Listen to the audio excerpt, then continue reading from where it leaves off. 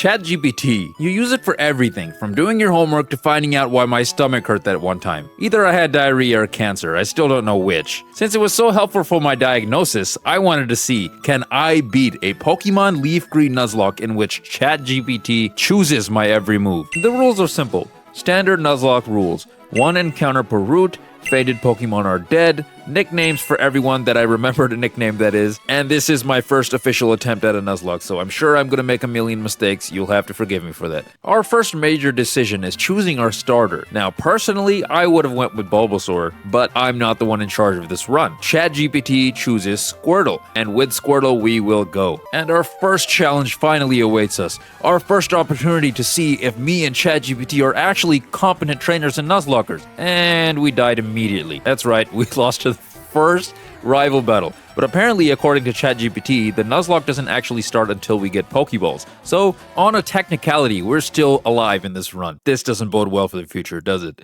After getting our Pokeballs, ChatGPT then wants us to go to multiple routes in order to get our first encounters. After aimlessly wandering around Route 1, our first encounter, a Rattata. This is it! Our first ever capture and our first ever Nuzlocke. Rattata, I'm gonna love you forever, and whatever ChatGPT chooses to nickname you, I'm gonna love it. On Route 22, we catch ourselves a Spearow, and on Route 2, we catch ourselves a Pidgey. So after a little bit of training and grinding, we prepare ourselves for the rival fight on Route 22, because that's what ChatGPT says we gotta do next. He starts off with his Pidgey, and I start off with my Peckster. Peckster does what he does best, and keeps on pecking until he can't peck no more. ChatGPT then recommends that I switch out Peckster for Cheeks, and that's exactly what we're gonna do. But even Cheeks doesn't last that long. ChatGPT recommended I use a potion to bring it back to health, but an unfortunate crit leaves us with our first death of the run. Cheeks, you weren't with us for that long, but you will always be in my heart.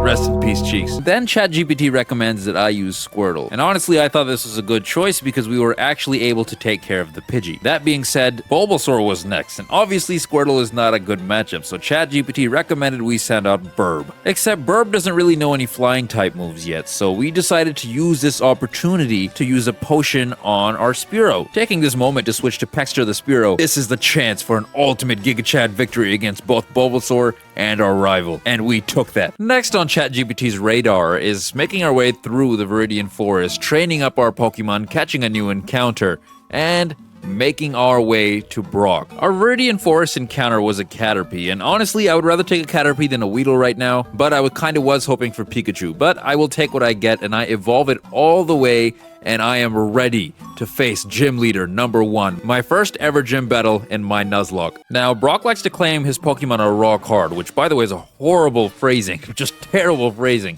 But I really can't tell what's so rock hard about them because he absolutely gets mollywopped. ChatGPT's strategy just to use Squirtle was probably the best strategy out there because both of his Pokemon went out in one hit. This wasn't even a challenge. Like, I had more problems facing bug trainers in the forest than I had with this. After getting ourselves the Boulder Badge, ChatGPT next wanted me to focus on going towards Route 3. And after we go to Route 3, there's an encounter there as well as Mount Moon, and then there's also a fossil inside Mount Moon to grab. So we got a bunch of catching to do on our way to Misty. My Route 3 encounter was a Nidoran female, which ChatGPT lovingly nicknamed Venus. Mount Moon was hell. Oh my god, I forgot to stock up on a bunch of potions. I had a decent amount, but along the way we caught ourselves a Zubat, lost Butterfree to a Rattata, Cheeks' ghost is haunting us, had some wonderful evolutions, grabbed ourselves the Dome fossil, and caught ourselves a Sandshrew to replace Butterfree on Route 4. So that's it, we made it to Cerulean City, finally.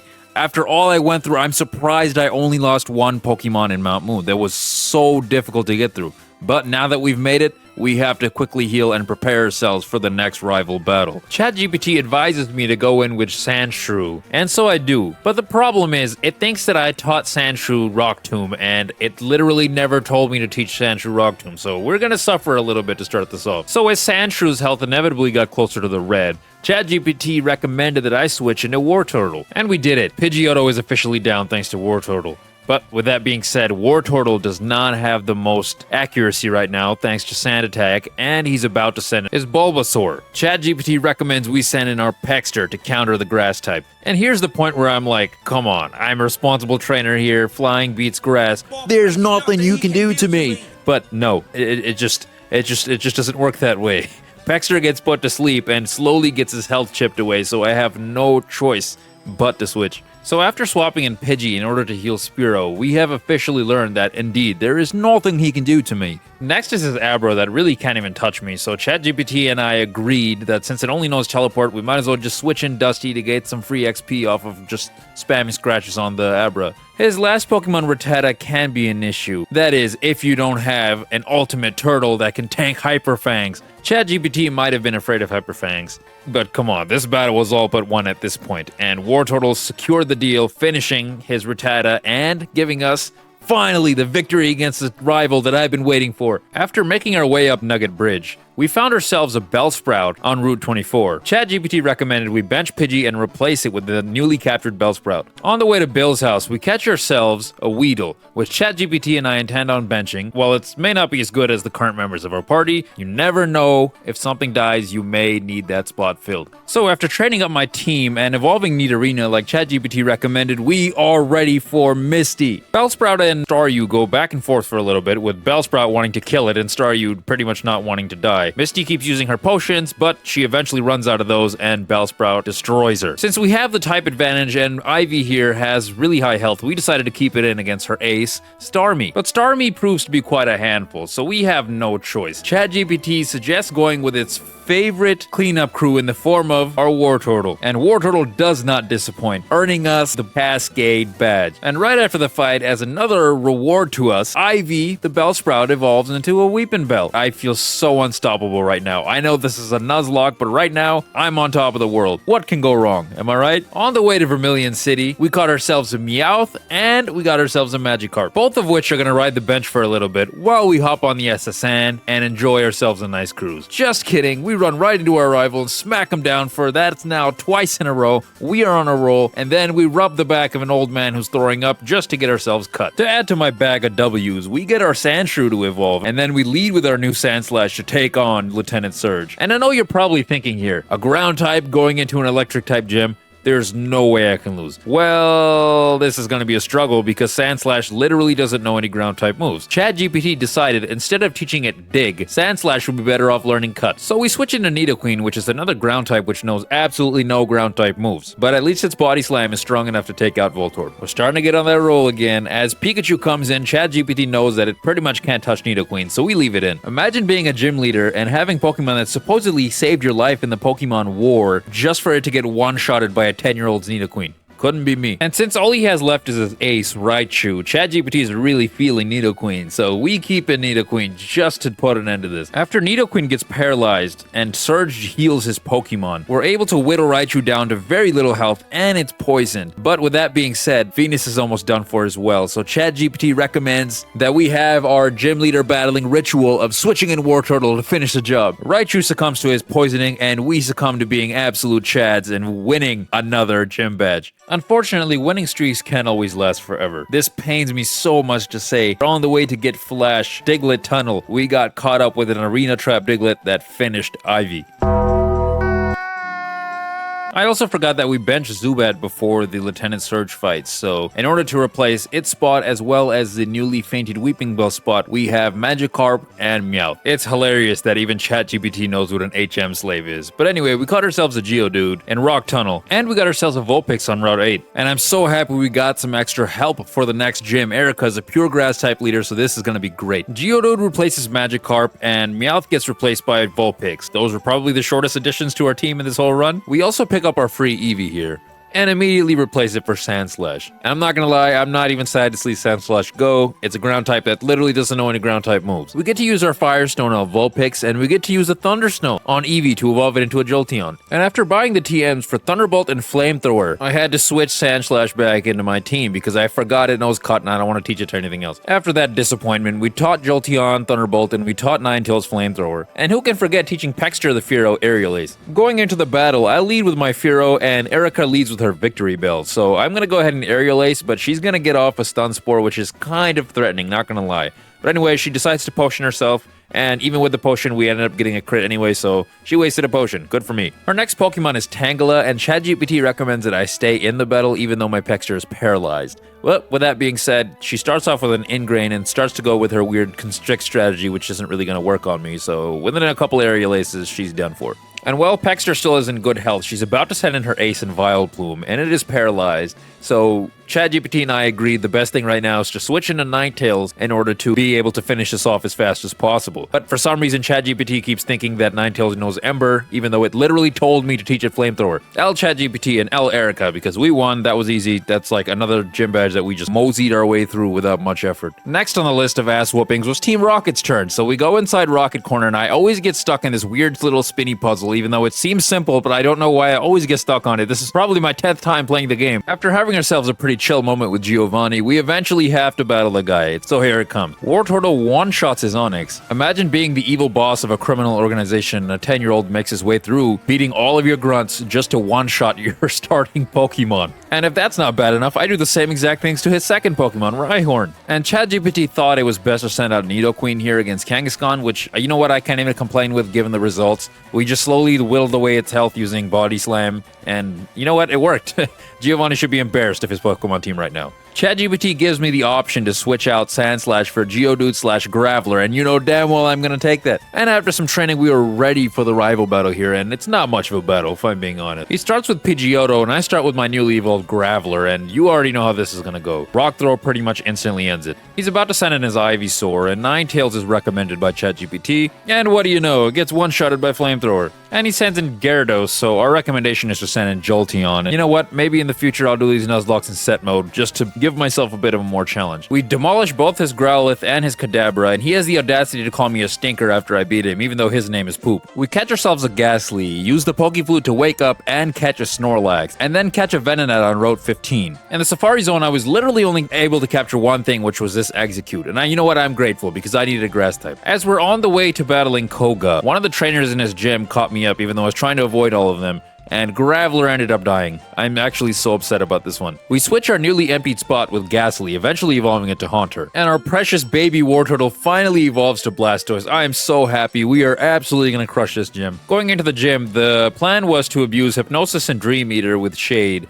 However, it's not a very accurate move, not to mention my accuracy got reduced, but we eventually do manage to hit it, and it works out in our favor. So we decided it would be best to leave Shade in against Muck, but it still does have its accuracy dropped, and I accidentally clicked Dream Eater to begin with, and that sucks because Muck was able to get Alpha Minimized. But even through all of that, I was able to hit a Hypnosis, which is amazing. Eventually, I was able to hit myself a Dream Eater, but it eventually wakes up and starts whittling away at my health with Sludge, and I was unable to put it back to sleep, which sucks a lot, so that means I have no choice but to switch. ChatGPT recommended I switch with Snorlax, and he unfortunately was able to potion his Muck. This is where the problem starts, and at this point he keeps on spamming Minimize. I'm lucky enough to keep getting some hits in, and he does waste a turn using Toxic on my tank, which has no effect whatsoever. But that being said, he uses another Hyper Potion, and keeps spamming Minimize. You know what, I deserve it. I deserve it. I was talking too much smack earlier. This is how it ends up happening. I tried the rest Snore combo with Snorlax, but there's only so much you can do when you literally cannot touch your opponent. So Snorlax unfortunately goes down. ChatGPT recommends that if Muck isn't heavily minimized, then I should switch to Nidoqueen, and if Muck is spamming minimized, then I should switch into Jolteon and use Shockwave. There's only one problem with that. It literally never told me to teach Jolteon Shockwave. I just have the TM sitting in my bag. So after maxing out its evasiveness, it literally starts spamming Acid Armor and maxes out its defenses too. There's literally no way I could beat this at this point, right? After slowly whittling it down with Body Slams and Double Kicks, I have no more PP for Body Slam and one more PP for Double Kick. It's about time to make a switch. So next we send in Blastoise because ChatGPT still tries to get me to use the Jolteon Shockwave strategy, which I cannot do, and for some reason I told it that we have a Blastoise, but it still thinks we have Wartortle. So whatever, Blastoise it is. And of course, Blastoise, being the Giga Chad savior of our team, takes out both Muck and Weezing. Why did I just start with this thing? You know what? I feel like it wouldn't have worked if I started with it. The Blastoise charm only works at the end for cleaning up. Now that we've gotten our Soul Badge and avenged Snorlax, we can replace its slot with Ninetales. Welcome back to the team. After catching ourselves a Doduo in round 16 and grabbing ourselves a Pinsir from the game corner, we replace Haunter on our team for Pinsir. And by the way, ChatGPT, for some reason, thinks that we're playing Fire Red and not Leaf Green, even though I've told it a million times. There is no Scyther in the game corner, we have Pinsir. And so finally, ChatGPT comes to its senses. With our new team, we make our way through Silphco, destroy all the trainers there, absolutely wreck our rival, pick up a free Lapras, which is gonna come in clutch and destroy Giovanni on our way to Sabrina's gym. Sabrina's psychic types usually scare me, but going in with a Blastoise that knows Bite and a Bug type, I'm not really that scared. After a little bit of back and forth and some healing on her part, her Kadabra goes down pretty easily to my Ninetales Flamethrower. Mr. Mime is a 2-hit KO with Flamethrower. It does manage to get a Psybeam off, but didn't really do that much. Her Venomoth gets one-shotted with Flamethrower, and I'm starting to feel like I over-prepared for this. Alakazam's Calm Minds are always a cause for concern, but Flamethrower at least leaves it burned. For about 2 seconds, that is, because she uses a full heal and then another potion, so Alakazam is back to full health, and Ninetales honestly hasn't even taken that much damage through the battle. For about another 2 seconds, that is, because his Psychic absolutely wrecks Ninetales. And Crusher! There goes my one-hit KO machine! ChatGPT recommends I send out Jolteon to finish the job since it does have Pin Missile. Personally, I was a little skeptic because Pin Missile, while being a Bug-type move and being effective, is not that strong of a move. However, I was pleasantly surprised here. Jolteon for the win. Sabrina's badge is apparently called the Marsh Badge. For some reason, I thought it was called the Mind Badge all along, but whatever. We got the Marsh Badge, W. After replacing my fainted Pokemon with Lapras and a Doduo, which I will evolve to Dodrio, we get ready to face Blaine, and let's take a second here to pray for Blaine and his Pokemon, because he gets absolutely destroyed here by one of my Pokemon, Lapras. I just spam Surf with Lapras. You can look at it for yourself.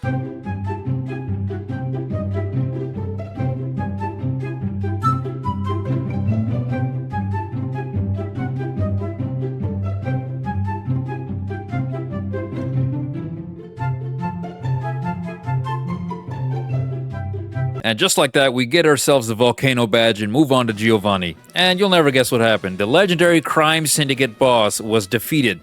Mind you, this man couldn't be caught by the police. I defeated him using a Pokemon that I got like 3 badges ago.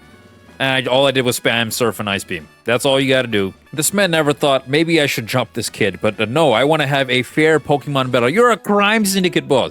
Why the hell are you having fair battles with a 10-year-old who beats your ass every time? You could have just gotten like a bunch of Team Rocket members together and you could have just had me ambushed in this gym. You literally, no one even really knows who the hell you are. This could have been easy for you. And doesn't he like vanish after he loses here? Like, if I was him, I would vanish too. I'm not gonna lie. If a 10-year-old kept ruining my plans over and over again, and I did not have the skills to stop a 10-year-old, I think I would just vanish. It makes the most sense. According to the Pokemon fandom page, Giovanni's name is Giovanni Sakaki, and he is 34 years old. You are 34. You need to rethink your entire life choices and your consequences here, because you just open a restaurant, bro. There's nothing, I'm sorry, there's nothing you can do here. Just open a restaurant. Easy enough. We got ourselves the Earth Badge. ChatGPT finally lets me evolve Execute and teach it Giga Drain, so this is gonna come in very handy. And it keeps thinking that Sabrina gave me Psychic, but Sabrina gave me Calm Mind after I beat her, so that just throws everything off, and even though I keep telling ChatGPT, it finally listens after like the 17th time. Jolteon starts out spamming Thunderbolt and was able to take out Dugong pretty easily, but now I'm a little bit concerned. See, I didn't bring that many healing items into this, so I have just enough for maybe 1 or 2 fights, and then I'm kind of screwed. Not to mention I have no way of fixing PP that's been used. Jolteon has 10 Thunderbolt PPs. Cloyster's next, and ChatGPT recommends I keep Jolteon in. It manages to set up a hail, but Thunderbolt pretty much just puts an end to it. Given that Slowbro is next, ChatGPT wanted us to keep in Jolteon. A quick Thunderbolt manages to take care of Slowbro. I was a little bit scared of her Lapras because I know how tanky it can be given my own battles with the last couple gym leaders, but ChatGPT wanted me to keep it in, and so I did. And luckily I was able to whittle it away, and luckily I was able to spam Thunderbolt and just end the Lapras. And I completely forgot Lorelei had this freaky Mr. Popo looking thing, but ChatGPT recommended that I switch into Nidoqueen and spam Shadow Ball. It literally at no point did it ever tell me to go get Shadow Ball and teach it to Nidoqueen. And since Venus is now almost asleep and it's losing health very fast, ChatGPT recommended we go with a good old Blastoise cleanup strat. We're eventually able to spam Surf and make our way out of sleeping in order to defeat Jinx and Lorelei once and for all. So far, we've been very lucky not to have a single death, and we should have just enough healing items in order to heal everybody. That being said, I cannot bring back their used PP. But Thug Life, I need you guys to believe in me. If we can do this with Lorelei, we can do this to Bruno. Starting with Blastoise, we were pretty easily able to dispatch the first Onix. Next was his Hitmonchan, and ChatGPT recommended I send out my Executor, but I was a little bit horribly mortified because that thing has Sky Uppercut, and I wouldn't be surprised if it had Fire Punch. I didn't look into it, but it worked out pretty well. Confusion proved to be too much for Hitmonchan to handle, And ChatGPT and I were hoping that it would be the same thing for Hitmonlee, but it nailed me with a Mega Kick. Next is my precious baby Blastoise, who also has to take a Mega Kick, but manages to get the job done with Surf. Blastoise stays in for his Machamp, and it slowly starts to terrify me more and more. It starts going for a bunch of bulk ups, and when I get it down to decent health, he heals it, as if that's not bad enough. He nails Blastoise with a cross chop, putting an end to my precious baby. ChatGPT tells me to send out Lapras next, and oh my god, was this a mistake. He barely has any health left, so ChatGPT I thought was right here in making the decision to send out Zoomer because it will outspeed and will kill it with a drill peck, right? Well, no, not that either. He's literally killing flying types with cross chops at this point, so now I'm thinking he can literally one-shot my entire team. I try an Earthquake with Venus, and oh my god did I get so lucky that he used Scary Face. And then I just try Earthquake again, I'm praying at this point, but Machamp uses Bulk Up, and I survive. Oh, and by the way, once I told ChatGPT that Dodrio died, it just gave up on fighting Bruno and started preparing for Agatha. She literally told me to lead with Nidoqueen to fight Agatha, so I just took that as sending Nidoqueen next. Oh my goodness, did I get so lucky here. And Agatha is where things start to get really rough. ChatGPT keeps telling me to send out Nidoqueen to use Shadow Ball, and I keep telling it I don't have Shadow Ball, and it's like, that's okay, you can just use it anyway. None of my attacks can even touch the Gengar. None of them. Thanks to ChatGPT, I am running Earthquake, Body Slam, Tail Whip, and Superpower on this thing. Gengar has Levitate. I can't touch this thing. Luckily, it gave us a backup plan of sending in Jolteon, so I'm gonna have to use Thunderbolt here. It only has 6 PP. I'm a little bit scared, but I gotta do what I gotta do. We beat Gengar with 4 PP left, and I'm terrified. Golbat is next, and even while asking ChatGPT what I should do next, I already knew it was gonna tell me to keep in Jolteons. We one-shot it with Thunderbolt, but Thunderbolt has 3 PP left. Next is her Arbok, and finally, Nidoqueen is good for something. Earthquake should absolutely handle this thing, no issues. And we were right, how about that? Arbok goes down pretty much without a challenge. I'm literally telling ChatGPT that Haunter has Levitate. Do not put in Nidoqueen. And finally, it finally listens and decides to shove in Jolteon. And thanks to Agatha healing, Jolteon is out of Thunderbolt PPs. And it's been mean-looked, so I have no choice but to use Pin Missile as it's his only attack that will do any damage to Haunter. So I have literally no choice but to watch as Haunter puts Jolteon to sleep and then spams Dream Eater, trapping me here and healing itself. Rest in peace, Jolteon. I swear I broke ChatGPT or something. I keep telling it over and over that none of Nidoqueen's moves are going to affect it. And yet, it literally keeps telling me to send in Nidoqueen against these things. Anyway, seeing as that we're already dead, I decided to say screw this and send in Exeggutor. And you know what? It gave me some hope. It actually killed the Haunter. But with that being said, Gengar is still here. It kills Exeggutor on the spot, and that leaves me with no other Pokemon but Nidoqueen. That's right. I have to send in a Pokemon that legitimately cannot hurt my opponent's Pokemon in any way, shape, or form. So naturally, while my Nidoqueen is dying a slow death, I decided to start yelling at ChatGPT. And then I thought, wait a minute, when robots take over the world, this thing is probably going to hold a grudge that I did this, so let me go ahead and apologize. Eventually, even Venus fell, the last Pokemon on our team. While ChatGPT and I tried our hardest, we just couldn't get the job done. At least this time, that is, because we are definitely going to try another run at some point. If you want to see another run, like the video, leave a comment on what game you'd like to see me run, and I'll try my best to get back to you guys with another video soon. This took a lot of effort to edit and everything, so please like, comment, subscribe, share it with your friends, all that good stuff. It would mean the world, and it would at least tell me that you guys like my work. So, this is Platimer Games signing out, and I will see you guys in the next video.